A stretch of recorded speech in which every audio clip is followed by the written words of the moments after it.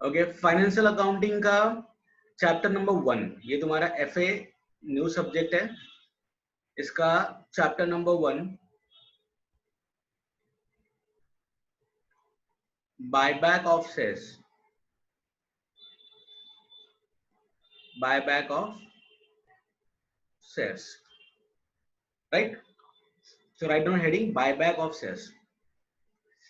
Buyback का मतलब क्या होता है? अपने ही शेयर्स को परचेस करना, राइट है। इसको हम बोलते हैं रीपर्चेस, राइट है। और रीपर्चेस ऑफ विच शेयर्स, यहां पर हम शेयर्स के मतलब इक्विटी शेयर्स की बात करेंगे, राइट है। तो बायबैक ऑफ शेयर्स यानी कि repurchase of your equity shares, यानी इक्विटी शेयर्स को खरीदना। यानी अब कंपनी अपने ही इक्विटी शेयर्स को क्या करती है? रीपर्चेस करती है, यानी वहां से खरीदती है। अब क्वेश्चन ये आता है कि देखो शेयर्स जो होते हैं, शेयर्स दो तरह के शेयर्स है, हमको पता ही है। एक हो गया हमारा प्रेफरेंस शेयर्स और एक हो गया हमारा इक्विटी शेयर कैपिटल, राइट है। प्रेफरेंस शेयर्स में हमने एसवाई बीकॉम में पढ़ा था कि इसको रिडम्पशन करते हैं, रिडम्पशन ऑफ प्रेफरेंस शेयर्स, जो हमने एसवाई बीकॉम में पढ़ा था। लेकिन इक्विटी शेयर्स को रिडम्पशन नहीं करते, यानी इसको रिडीम नहीं किया जाता है, उसको बायबैक किया जाता है, ठीक है ना। तो यानी कि प्रेफरेंस शेयर्स को रिडीम कर सकते हैं, यानी खरीदो, कैंसिल कर दो, फेंक दो, चलता है। इक्विटी शेयर्स ऐसा नहीं हो सकता, इक्विटी शेयर्स बायबैक किया जाता है, यानी कि उसको सिर्फ खरीद सकते हैं। तो अपनी ही कंपनी से, मेरी कंपनी है तो मेरी कंपनी मेरे ही इक्विटी शेयर्स को अपने इन्वेस्टर से खरीद रही है, बायबैक कर रही है। अब क्वेश्चन ये आता है कि कंपनी अपने ही इक्विटी शेयर्स को क्यों खरीदेगी, राइट। प्रियंका, कंपनी अपने इक्विटी शेयर्स को क्यों खरीदेगी? क्या रीजन हो सकता है?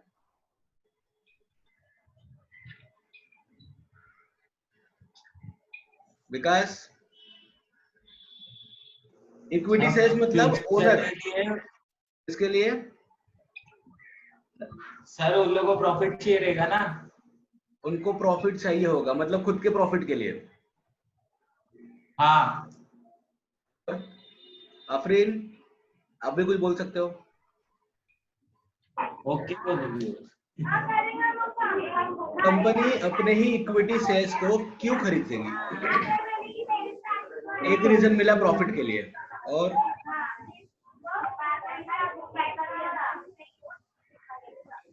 और क्यों खरीदेगी सर? प्रॉफिट के लिए खरीदेगी। ओके, चलिए ठीक है, पहले समझते हैं। देखो इक्विटी शेयर्स कौन है?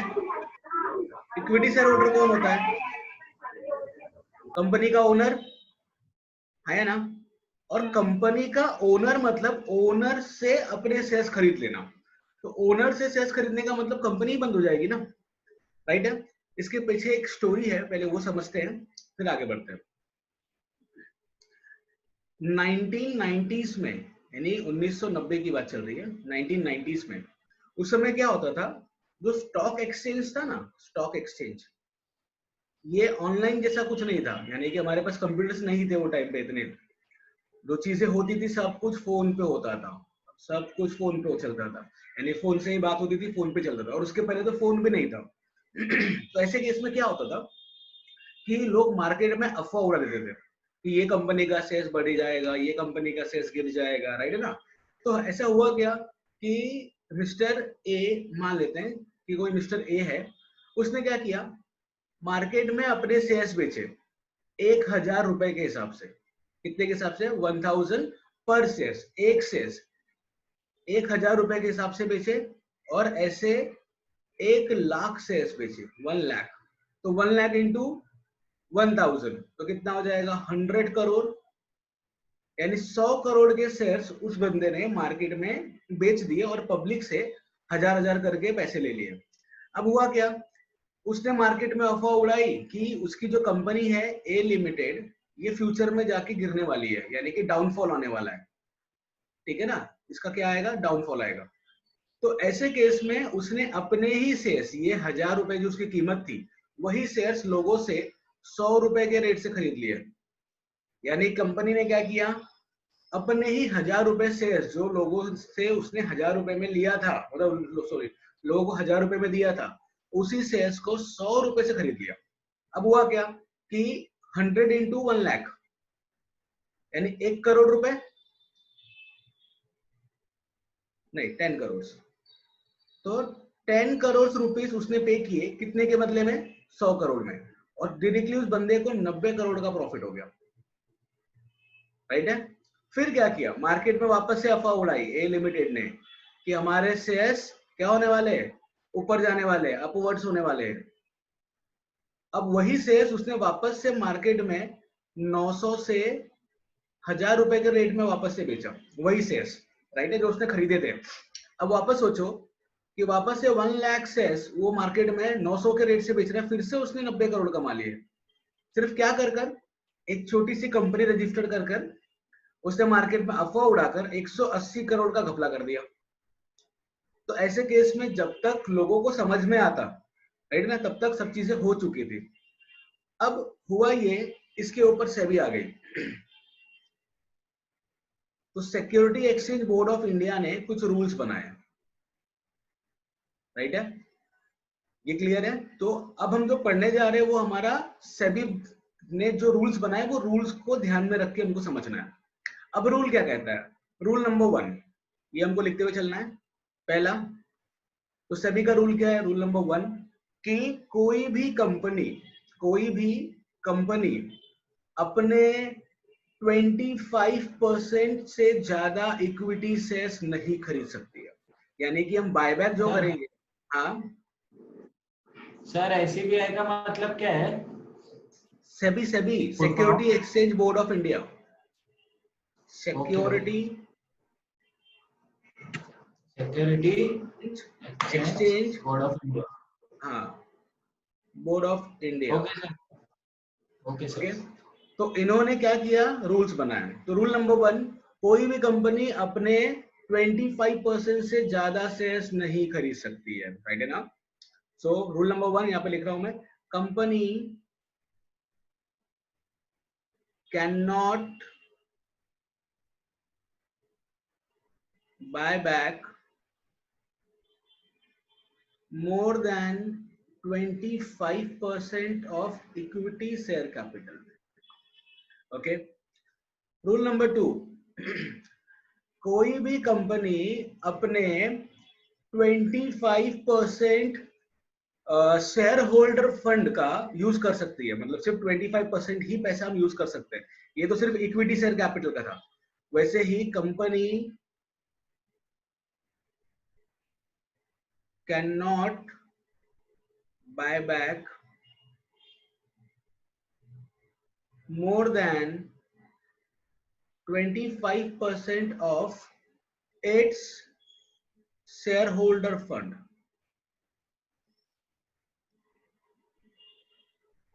ठीक है ना। रूल नंबर 3, कोई भी कंपनी, अगर सपोज करो कि मेरे ऊपर अगर 1 लाख का लोन है, ठीक है ना, 1 लाख रुपए अगर मेरे बैलेंस शीट में दिख रहा है कि मैंने लोन लिया है, यानी डेब्ट है मेरे पास, ठीक है ना, तो उसका डबल, राइट है ना, यानी कि 2 लाख रुपए का असेट्स पहले मुझे साइड में रखना पड़ेगा। उसके बाद ही जो बचेगा उतना ही मैं क्या कर सकता हूँ, इक्विटी शेयर्स बायबैक कर सकता हूँ, ठीक है ना। ये तीनों में से रूल्स है, ये तीनों में से जो कम होगा वही हमको बायबैक करना है, ठीक है ना। तीसरा रूल क्या है, डेब्ट equity ratio should not be more than 2:1, यानी कि मेरा जो डेब्ट इक्विटी रेशो है वो 2:1 में होना चाहिए। उससे ज्यादा जो बचेगा, जो पैसा एक्सेस बच जाएगा, उसी से मैं बायबैक कर सकता हूँ।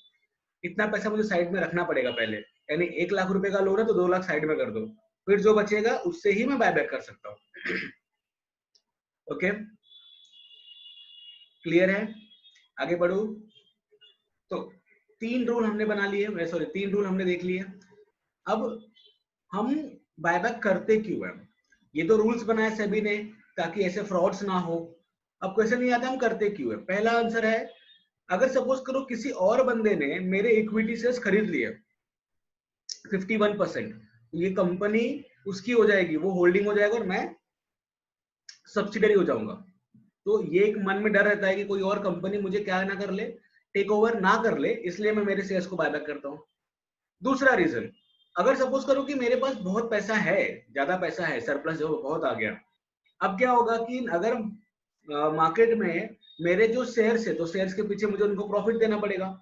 तो वो प्रॉफिट मैं उनको क्यों बांटू, जब मेरे पास पैसा है तो वो शेयर्स मैं खुद खरीद के वो प्रॉफिट भी कंपनी ही अपने पास रख लेगी, राइट है ना। तो ये दो रीजंस है जिसके लिए हम क्या करते हैं, बायबैक ऑफ इक्विटी शेयर्स करते हैं, यानी अपने ही शेयर्स को कंपनी खुद खरीदती है, राइट है। ओके, अब इसके अलावा रूल्स और भी बने हैं। जब भी कंपनी में मतलब जब भी बायबैक होगा, राइट है ना, राइट है, तो बायबैक के टाइम पे हम डिस्काउंट पे बायबैक नहीं हो पाएगा, यानी डिस्काउंट पे बायबैक नहीं होता है मोस्ट प्रोबेबली, हमें कुछ प्रीमियम देना पड़ता है। जैसे हमने वहां पर पीओआर पढ़ा था, रिडम्पशन ऑफ प्रेफरेंस, इसमें प्रीमियम ऑन रिडम्पशन, वैसे यहाँ पर आएगा POBB, premium on buyback of shares. ठीक है, अभी हम आएंगे फॉर्मेट में तब समझेंगे। ठीक है, यहाँ तक क्लियर है, किसी को डाउट? रूल्स लिख लिए, चैट में यस लिख के भेज दो अगर रूल्स हो गए लिख के तो।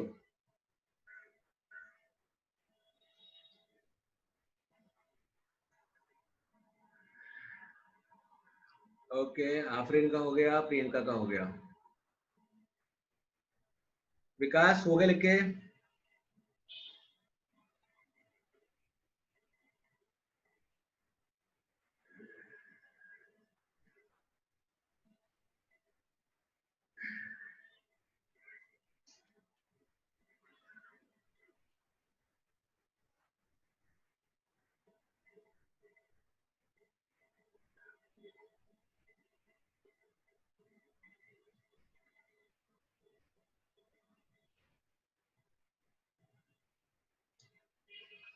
चलो आगे, विकास। हाँ सर चलो। अब आते हैं फॉर्मेट पे, पहले इसका फॉर्मेट समझते हैं, ज्यादा कुछ फॉर्मेट नहीं है। अच्छा, हमें करना क्या है इसमें, हमें करना ये है कि एक हम लोग को फॉर्मेट बनाना है जिसके बेस पे हमें ये पता चलेगी कितना हम बायबैक कर सकते हैं। दूसरा वही जनरल एंट्री करनी है हम लोग को बस, ठीक है, और बैलेंस शीट प्रिपेयर करना है जैसा हम रिडम्पशन ऑफ प्रेफरेंसेस करते थे। तो सबसे पहले इसके फॉर्मूला फॉर्मेट को समझते हैं। ओके, उसके पहले हमको ये समझना है कि हमें इस चैप्टर में करना क्या है। तो हेडिंग देके लिख रहा हूँ, ये भी लिखते हुए चलना, what will be given in question. Question में क्या दिया रहेगा, एक तो हमको एक बैलेंस शीट दी होगी क्वेश्चन में, और कुछ एडजस्टमेंट होंगे, ये दो चीज हमें क्वेश्चन में दिया रहेगा। ठीक है, अब इसका सोल्यूशन क्या है, राइट ना, यानी कि अगर हमें ये दिया है तो हमें क्या करना है, इसका सोल्यूशन कैसे निकालेंगे। तो सोल्यूशन में सिंपल सा है, एक तो हमें प्रिपेयर करना पड़ेगा सबसे पहले फॉर्मेट, राइट है। दूसरा, उस फॉर्मेट से मुझे क्या मिलेगा, number of equity shares to be buy back, यानी कितने शेयर्स मैं खरीद सकता हूं, वो मुझे कहां से मालूम पड़ेगा, फॉर्मेट से। एक बार फॉर्मेट मिल गया तो हम जर्नल एंट्री पास करेंगे, और एक बार जर्नल एंट्री हो गई तो रिवाइज बैलेंस शीट बनाएंगे, revised balance sheet after buyback, यानी बायबैक होने के बाद हमारा बैलेंस शीट कैसा दिखेगा, राइट है। तो क्वेश्चन में क्या दिया रहेगा, बैलेंस शीट दिया रहेगा, एडजस्टमेंट दिया रहेगा, हमें क्या करना है, फॉर्मेट बनाना है। वो फॉर्मेट से हमें क्या मिलेगा, कितना नंबर ऑफ शेयर्स में बायबैक करूंगा, सेकंड जनरल एंट्री पास करनी है, और तीसरा हमको रिवाइज बैलेंस शीट बनानी है, तीन चीजें करनी है। ठीक है, चलो स्टार्ट करता हूं। अब पहला, जब भी हम क्वेश्चन पढ़ेंगे ना तो दो चीजें पॉसिबल है। ठीक है,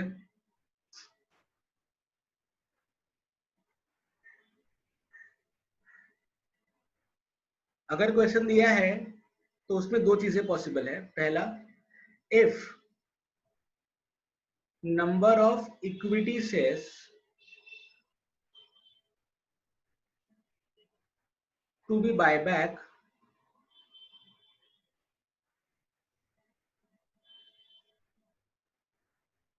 इज गिवन। क्वेश्चन आपको खुद ही दे देगा कि भाई इतने नंबर ऑफ शेयर्स बायबैक कर लो, राइट है। ये दूसरा, if number of equity shares to be buyback is not given, right है।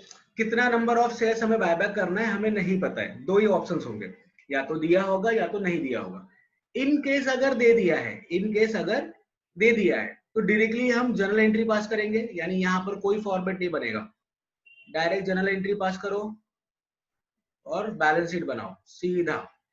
लेकिन नंबर ऑफ शेयर्स नहीं दिया हुआ है तो पहले फॉर्मेट बनेगा जिससे हम पता करेंगे कितना नंबर ऑफ शेयर्स बायबैक करना है, दूसरा जर्नल एंट्री पास करेंगे,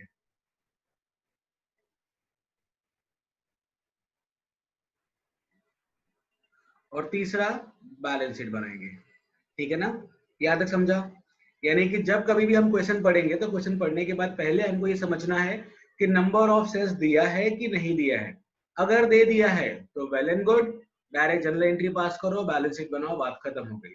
अगर number of equity shares to be buyback is not given, यानी हमें नहीं पता है कि कितना नंबर ऑफ शेयर्स बायबैक करना है, तो पहले फॉर्मेट, फिर जर्नल एंट्री, फिर बैलेंस शीट बनेगा। ठीक है, यानी कि नहीं दिया होगा तो तीन चीजें करनी है, दिया होगा तो दो ही चीज करनी है। ओके, अब पहले सबसे पहले फॉर्मेट समझते हैं।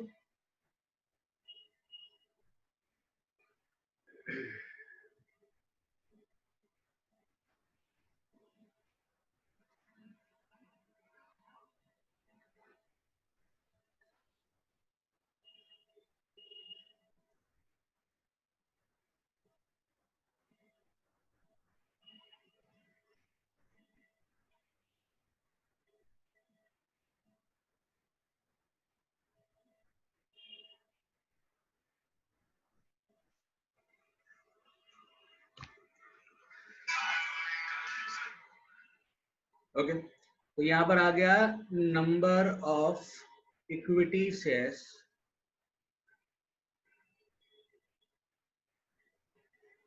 टू बी बायबैक, ये पता करने के लिए हम ये कर रहे हैं। स्टेप नंबर 1, सबसे पहला मैंने सबसे पहले क्या बताया था कि कंपनी 25% शेयर से ज्यादा बायबैक नहीं कर सकती है, तो पहला ही आ जाएगा company can not buy back more than 25% of its equity shares, right है।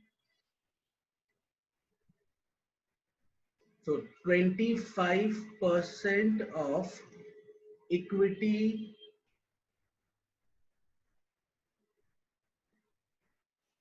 पहले शेयर होल्डर फंड करते हैं उसके बाद इक्विटी में, तो 25% ऑफ शेयर होल्डर फंड।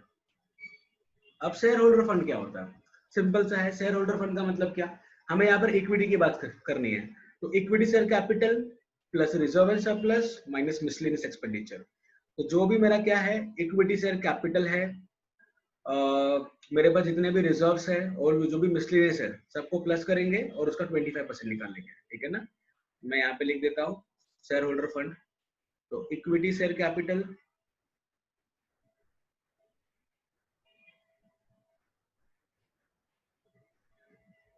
यानी जो भी मेरे पास इक्विटी शेयर कैपिटल है, उसके बाद अगर प्रेफरेंस होगा तो प्रेफरेंस भी लेंगे,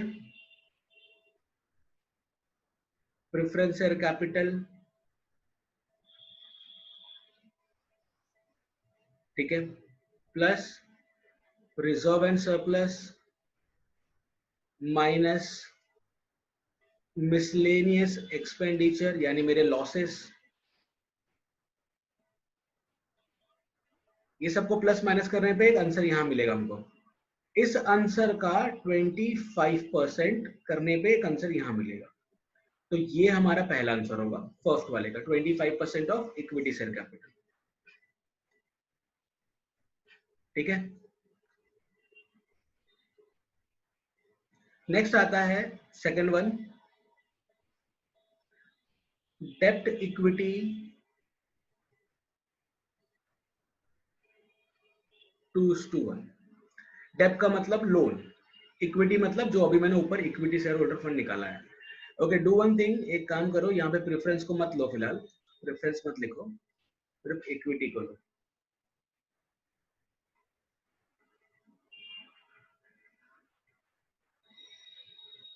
तो equity share capital plus reserve and surplus minus miscellaneous, जो भी आएगा उसका 25% आउटर कॉलम में, ये मेरा पहला आंसर आ गया, फर्स्ट। ठीक है, डेब्ट इक्विटी 2:1 है, तो सबसे पहले मैं क्या करूंगा, ये जो आंसर है जो मैंने यहां निकाला, इसी को मैं यहां लिख रहा हूं, शेयर होल्डर फंड।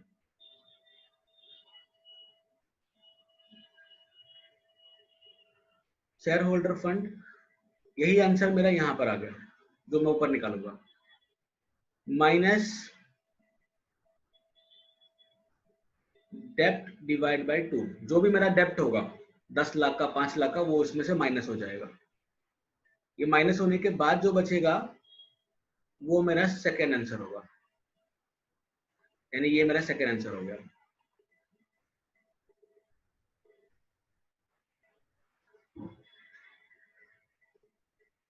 ठीक है, और उसके बाद थर्ड आएगा हमारा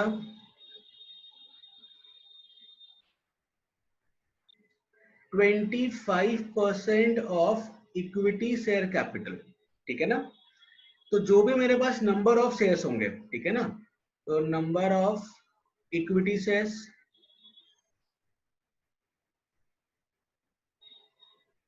इनटू उसका फेस वैल्यू, ठीक है, जो भी उसका फेस वैल्यू से इनटू कर देंगे, ठीक है, और इनटू कर देंगे उसका 25%, तो हमको ये थर्ड आंसर मिल जाएगा। ठीक है, अब ये तीनों आंसर में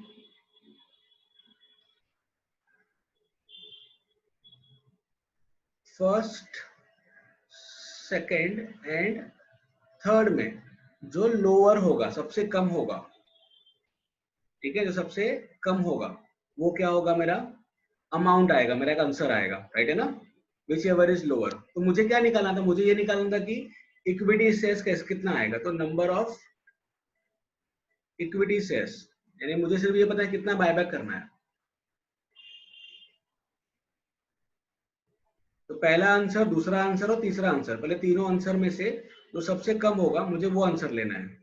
ठीक है, तो सबसे पहले यहां पर जाएगा नंबर ऑफ इक्विटी शेयर्स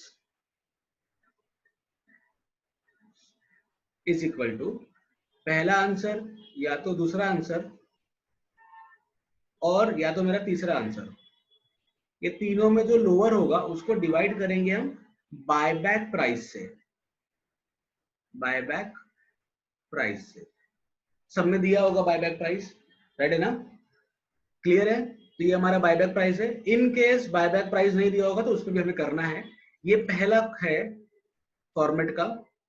ठीक है, चलो ऊपर टॉप में लिख देते हैं यहां पर, if buyback price is given.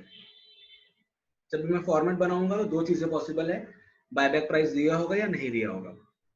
Okay, तो सबसे पहले ये लिख लो,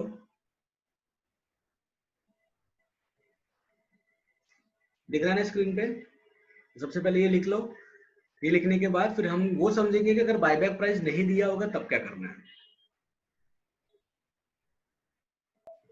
सो अभी तक हमने क्या देखा, if buyback price is given, देखो फॉर्मेट, अभी मुझे सबसे पहले क्या समझना था, पहले मैं क्वेश्चन देखूंगा, एक बार मैंने क्वेश्चन देख लिया तो क्वेश्चन देखने के बाद, एक बार हमने क्या कर लिया, क्वेश्चन देखा, तो क्वेश्चन देखने के बाद सबसे पहले हमको क्या देखना है कि number of equity shares is given और नॉट।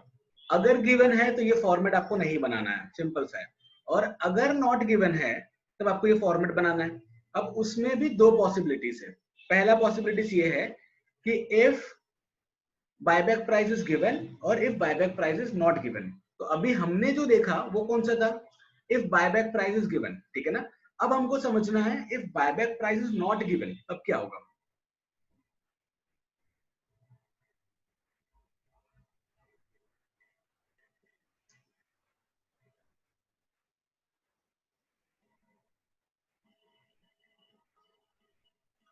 हाँ प्रियंका बोलो।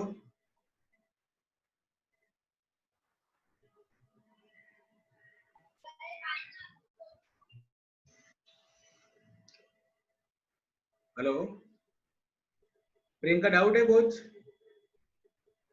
नहीं सर। इस और हैंड क्यों कर रहे हो? हाँ, वो मैं सिर्फ ट्राई कर रही थी। अच्छा, वाह। चलो स्टार्ट करें। If buyback price is not given, अगर सम में बायबैक प्राइस नहीं दिया है, देखो फॉर्मेट सेम है, पहला वाला सेम है, दूसरा वाला सेम है, ठीक है ना, सिर्फ तीसरे वाले में हमको थोड़ा सा चेंजेस करना पड़ता है। तो हम यहाँ पे क्या करेंगे, थर्ड वाला जो है वो एक तरह से प्रिपेयर करो ही मत। देखिए हम क्या निकालेंगे यहाँ पे, नंबर ऑफ इक्विटी शेयर्स।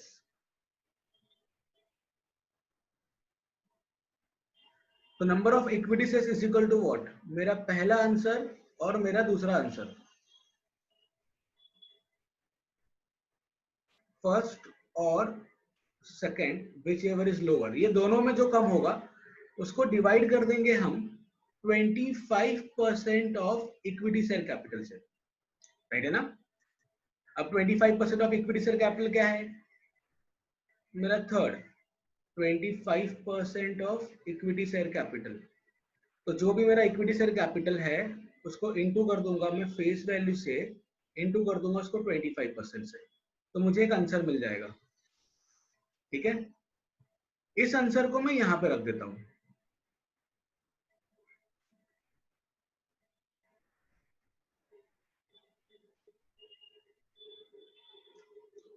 यानी कि डिवाइड बाय 3। तो थर्ड जो रहेगा वो इसको डिवाइड करेगा, ये डिवाइड करते ही हमको मिलेगा एक बायबैक प्राइस, यानी कि ये जो है उसको हम क्या बोलते हैं, बायबैक प्राइस।